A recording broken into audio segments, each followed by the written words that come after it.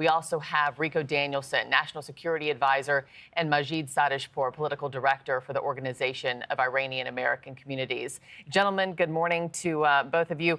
Rico, if I could just start with you. This was that KC-135. We've been waiting for about 12 hours to see what the news would be. These 6 crew members on board, 4 confirmed dead. Your real-time reaction as a veteran yourself? Yeah, unfortunately the aircraft went down not due to enemy fire, just technical difficulty, especially in a hostile environment over there.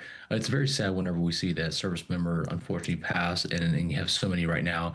It's a kind of setting the tone right now for the regional conflict, and we definitely want to have their remains come back home.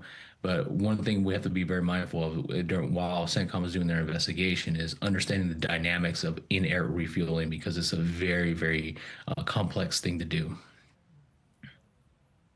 Can I follow up real quick, Rico, with you on that? I mean, this plane, KC-135, has been in use for a long, long time. I think it goes back to the 50s. Yep. Would that also be a possible concern in terms of how long it's been in use? Or Yeah, usually aircraft such as like that, and also the practice of in-air refueling, and then also using different maybe legacy technology may have played a different factors in this. Also, inclement weather and also surrounding barometric pressure would have a high inclination of what may have happened during the in-air refueling. This is a very old school technology, very old school plane. So I wouldn't be surprised during the investigation that there may have been new parts, new technology, new process or procedure that needed to be happening. Majid, this now makes 11 service members that we have lost so far in this conflict with Iran.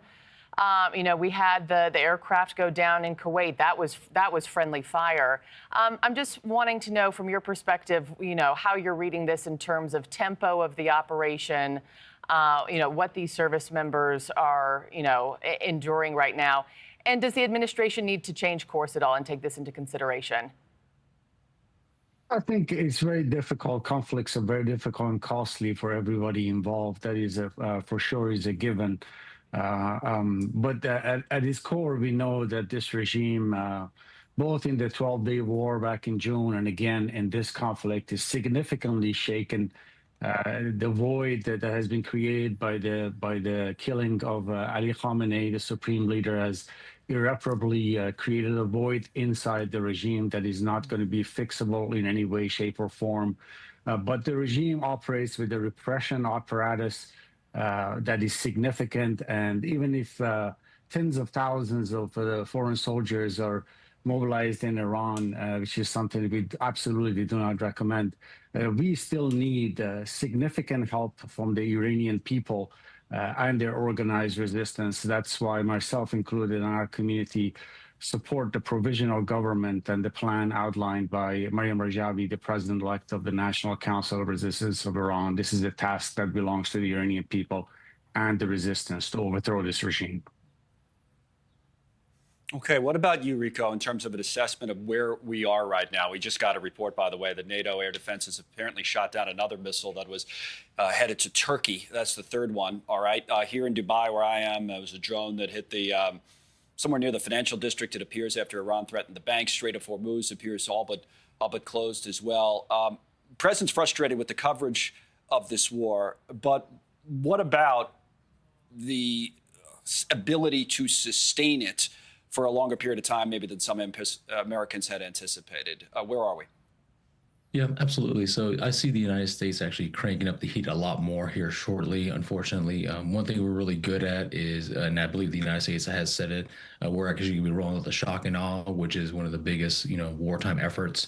At this point, we're beyond conflict. We're going into war, I believe.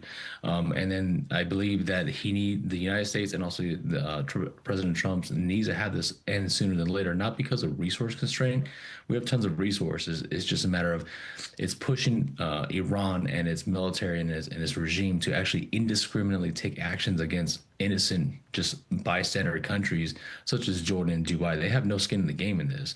So I believe that the United States is going to crank up the heat, send more people. I wouldn't be surprised if, unfortunately, we're going to see military troops on the ground here shortly, especially on the amphibious attack. This is what the Marines do the best. This is what the Army does best. And we're in that vicinity, and I wouldn't be surprised if we see that.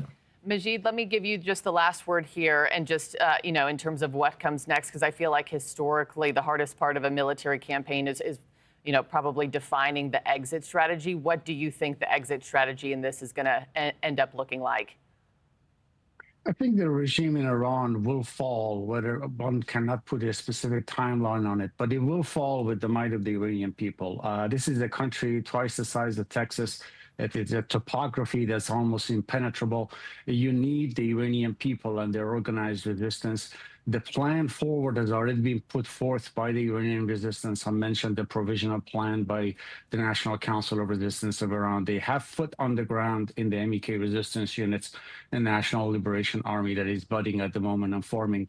I think we need to tap into that, to provide legitimacy and political support they need to carry out the final task of overthrowing this regime for good.